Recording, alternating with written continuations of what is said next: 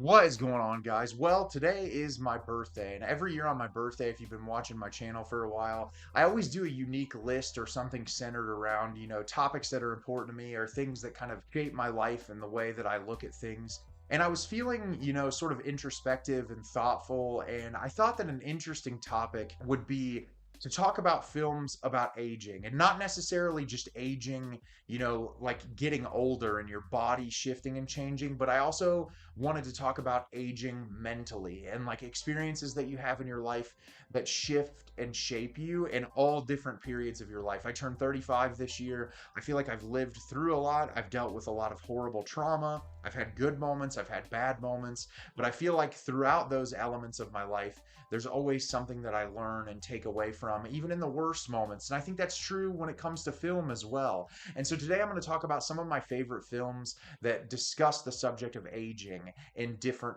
ways, shapes, and forms. And I'm really excited to discuss those with you today.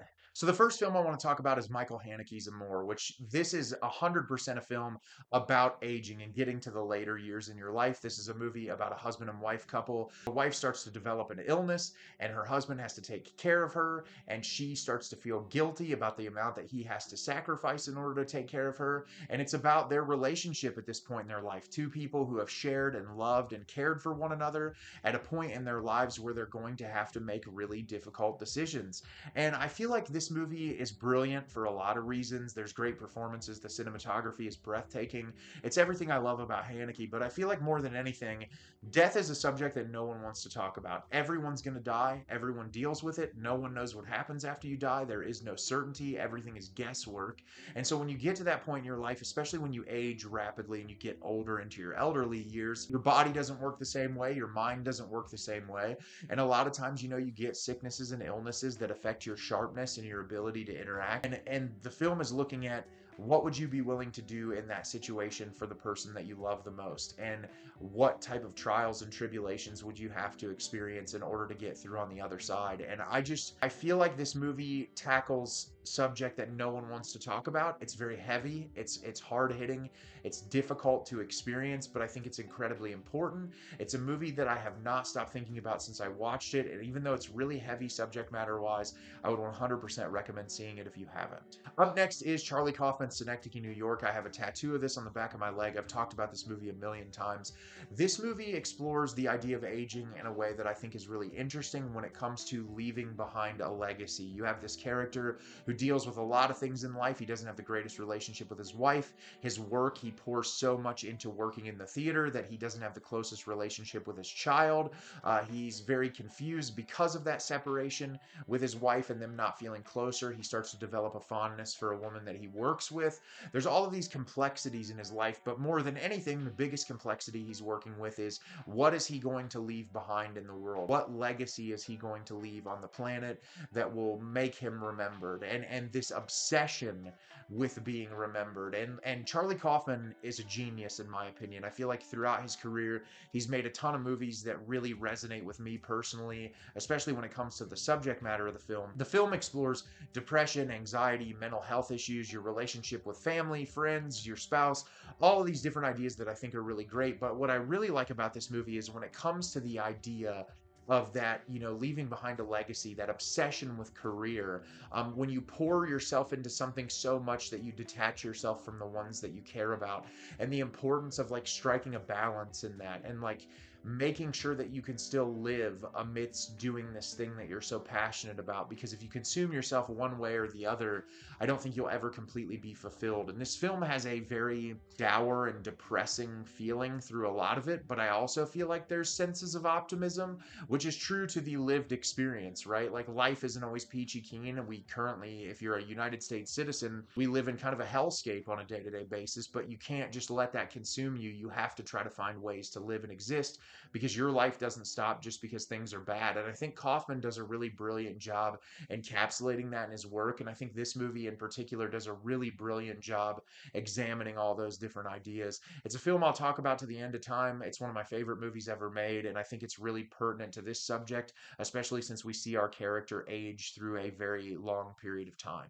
Up next is the Before trilogy from Richard Linklater, and I think this is aging in a different way when you talk about aging in relationships. You have Before Before Sunrise, Before Sunset, and Before Midnight. Three films about a couple in varying stages in their relationship. The first film is about young love, budding romance, one night together where you establish a connection with a person that you can't even believe is real, and then the two of you part ways. The second film is meeting up with that person several years after you'd been with them the first time. Your lives have changed, you're with different people, but you realize this is probably the person I'm meant to spend the rest of my life with. And then the third film is being with that person and not everything being peachy keen, life showing up, issues happening, and trying to see, was the love that we established from the beginning for real, and can we persevere? And I think so many of these ideas are important when it comes to aging in relation to relationships, because when you're with a person, there's this idea that you can find the one. You can find that person that fills every void and that does everything for you. But human beings are individuals. We are sole, unique people. And the best that we can do is try to put ourselves out there for that other person, so that way we can meet in the middle and build a relationship and help, the teamwork and all of those things. But there are trials and tribulations, there are issues, there are things that arise. And I think Linklater does a really brilliant job through these three films, kind of taking you along the ride with this couple and seeing how they have to adapt and change and shift, and will it actually survive? I think that's so pertinent, and I think it's so important, and it's something that, like, in my own life, thinking about relationships, it's just so important to have films like these that can tackle that subject matter in a way that's so incredibly beautiful and poignant. Linklater is just a master, especially in films like this, one of the greatest trilogies of films ever made. I recommend them to virtually everyone. Next is Joachim Trier's The Worst Person in the World, a film that I really resonated with heavily when it first released, and I feel like it still sits with me heavy now, about a character who, is to a point in her life where everyone around her seems to be kind of established. They know what they want to do, and she has an idea of what she wants to do with her life, but doesn't necessarily know how to achieve it completely, and kind of being introduced to the people in her life and the obstacles that she has to overcome to get there, that self-doubt of whether or not you can actually achieve all of these things you want to, and being kind of lost at an age where people can ridicule you for being lost and thinking that you're supposed to be realized in this fully focused human being on, like, what you're supposed to do for the rest of your life. And I'm someone who believes that even if you're in your 60s, you might not have necessarily completely and totally found yourself. Life does not work out that way. Every single person's lived experience is different. And I think it's always interesting when people feel like there should be this, like, finite thing where you know who you are and you should completely have a full realized understanding of the person you're supposed to be. And I think the importance of life is getting there. It's like the journey that you have. Like, I'm 35 years old and I still discover something new about myself every single day. It's not like I know I have a concept of who I am and what I do, but I don't 100% know who I am as a person every single day. I learn new things about myself, and I think that that's incredibly important. And I think Trier examines those ideas in this film in a way that's so incredibly beautiful. One of the best films of the past 10 years. Watch it if you haven't. Up next is a relatively newer film, My Old Ass, starring Aubrey Plaza, about a young woman who is able to communicate with the older version of herself at a period in life where she's, dealing with a lot of uncertainty, and the older version of herself trying to stray her away from things that could cause her a lot of pain. And I think that this movie does a really great job exploring these ideas of, like, the experiences that you have in life, while sometimes they can be painful or harmful, shape you to be the person that you are. And, like, sometimes living through hurtful experiences and dealing with pain makes you a better person. And it sucks that any of us have to experience those types of things in our lives, but this movie does a really great job balancing that with really fantastic comedy. The performances in it are really great. It's very charming. It's a movie that I don't feel like enough people talked about. Just really brilliant in every regard, and I'd recommend it to virtually anyone. Up next is the Noah Baumbach film Frances Ha. This film kind of aligns similarly to Worst Person in the World, where you have Greta Gerwig's character. She wants to be a dancer. There's all of these things she wants with her life. People think that she should be established and know exactly what she wants to do, but she doesn't really know how to achieve it. And it's kind of those moments in your life where you feel lost and you're trying to discover yourself, and you're trying to, like, take this passion that you have and achieve it. But this movie looks at it as like what if you can't get there? What if you can't do exactly what you want, but you can find other outlets to, have that passion and to express it in a specific way, and the trials and tribulations along the way. I feel like this movie's incredibly funny. It's also very dramatic. It's everything I love about Noah Baumbach. Greta Gerwig is brilliant in the film. She's genuinely hilarious. It has beautiful cinematography. Just an incredible film that I would also recommend to pretty much everyone. Next is 20th Century Women from director Mike Mills, a film I have talked about 100,000 times on this channel, but I think is incredibly important, about a mother and son. The mother feels like she's at this age where she can't really give advice to her young son in the same way, and so she talks to two young women in her life, one played by Greta Gerwig, one played by Elle Fanning. Because they've both experienced different things in their life, she kind of implores both of them to give him advice and help him along. And, being a caring mother that doesn't necessarily know how to do it herself, there's moments of heartbreak in this, there's moments of joy. It's just truly a spectrum of emotion that I feel like every human being experiences. It's a film that brings me to tears every single time that I watch it. It's just truly one of the most brilliant pieces of cinema ever made. And I think if you get a chance to watch it, it's a brilliant movie about growing up and, finding yourself. And I think those movies are really important.